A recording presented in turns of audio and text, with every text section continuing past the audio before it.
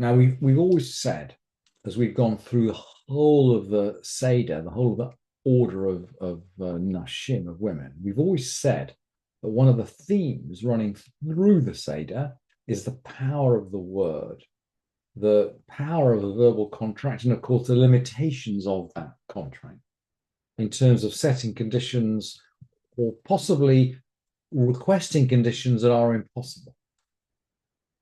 And for that matter, whether someone can be believed when they give their word. And we're going to see all of these questions coalesce in the middle of this third chapter of Kiddushin as we work through different types of conditional situations. And the Mishnah begins actually with what seems to be a very simple situation. Someone betroths a woman and then declares, I thought that she was a priest's daughter. Interestingly, he doesn't betroth her on condition that she's a priest's daughter. He doesn't hand over the money for the Kiddushin saying, I betroth you on condition you're a priest's daughter. He doesn't make the condition explicit. And of course, we've said all the way through, of course, everything has to be explicit in Kiddushin. So he doesn't make this condition explicit. But then he goes back later and says, yeah, Savur Haiti Shahi Chohedet. When I handed over the Kiddushin, I thought she was a priest's daughter. V'harehi Leviah. And behold, she's a Leviah, she's a daughter of a Levi. So I had the wrong impression. And then we're going to continue. Leviah v'harehi chohenet. Or I thought she was a daughter of a Levi, but behold, she's a daughter of a priest. Aniyah v'harehi ashira. I thought she was poor, but behold, she's wealthy. Ashira v'harehi aniyah. Wealthy, but I thought she was poor. Mishnah rules, Hare zo mukudeshet. She's still engaged. Mipnei shelo hit ato. Because she didn't deceive him. He cannot come along later saying, oh, yeah, well, I had the wrong impression. If an impression is important, if it was important that she's wealthy or poor or a priestess or a daughter of a priest or he has to make this clear at the point of Kiddushin as a condition for the Kiddushin. You cannot just say, oh, yeah, well, I thought something and dissolve the Kiddushin later. And of course, we can see because Kiddushin, it's a the giving and accepting Kiddushin is a material act. They need to get a bill of divorce to get dissolved. We can't have someone just drag up something afterwards. But there's always a but. The Mishnah is going to produce now some other examples where he does produce specific conditions. And we'll see, by the way, they don't work. So we'll see examples of conditionality which absolutely don't affect Kiddushin.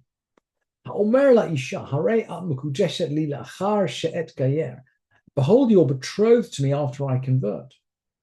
So I'm not Jewish. But I will be, I hope. Ula achar shetit gayer. Sorry, ula achar shetit gayeri. Or after you convert. So you're not Jewish, but I hope you will be. After I become a free man. After you become a free person. After your husband dies. She's currently married. She's not free to accept Kiddushin. In fact, as we're going through these examples, we're noticing, by the way, that in none of these situations are the Kiddushin valid. So a non-Jew can't give Kiddushin, can't give or receive Kiddushin. A slave can't give or receive Kiddushin. You cannot give Kiddushin to a married woman. After your Yavam performs chalitza for you. This looks like this woman is connected to a Yavam, but she hasn't done chalitza yet. Again, she can't accept the Kiddushin in this situation. And because she can't accept the Kiddushin, the Mishnah rules Eina Mukudeshet. She's not betrothed. The Kiddushin don't work. Even if you are currently ineligible to contract Kiddushin, you can't give Kiddushin on the basis that you will become eligible in future. If you're not eligible now, you have to wait for the status to change. Similarly, someone who says to his friend, if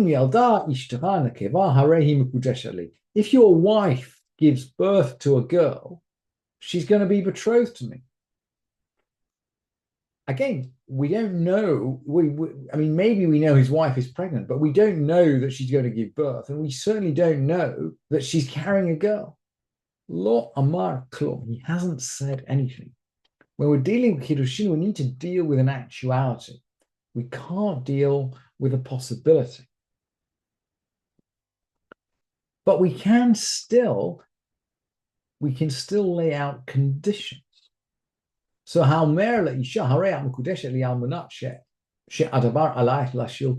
behold, you're betrothed to me on condition that I speak to the government on your behalf. Really, really interesting. And it suggests that government then was not very different from government now.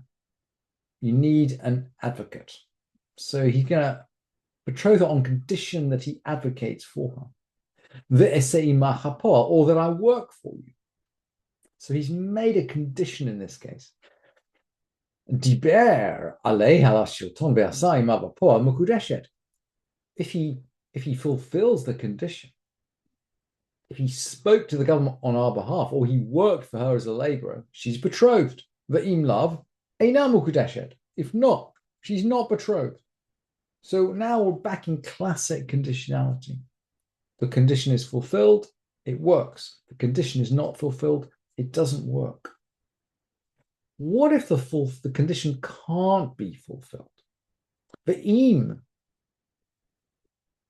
mate almanat sheyirtse abba, on condition that father consent. Not sure which father we're talking about here, but maybe it's not important. Ratzah av mukudeshet.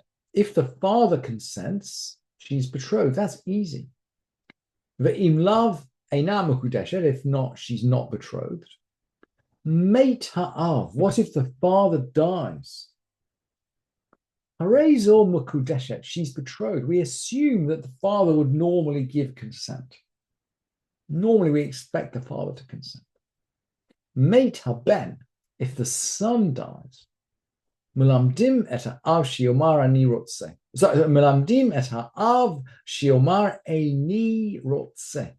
We teach, or they teach the father to say he does not consent. We do not want this woman to be mukudeshet, to be engaged to someone who's already dead. It would mean that, for example, she'd require yibum or chalitza if he had a brother. It would cause all kinds of difficulties. So in this case, we tell the father to say, oh yeah, no, I didn't give my consent.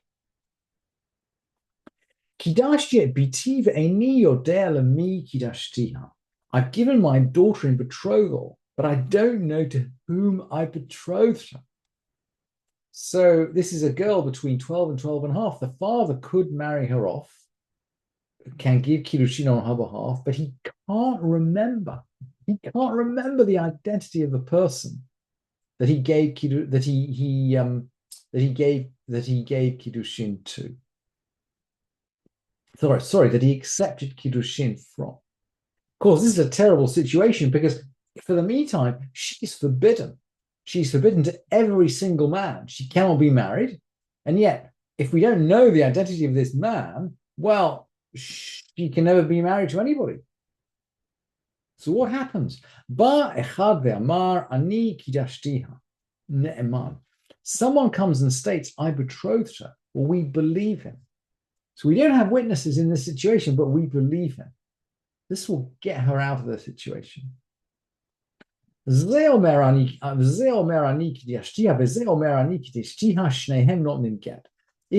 this one says I betrothed her and the other one says I betrothed her, if there's an argument, they both have to give a get. We can only resolve it with both of them giving a get.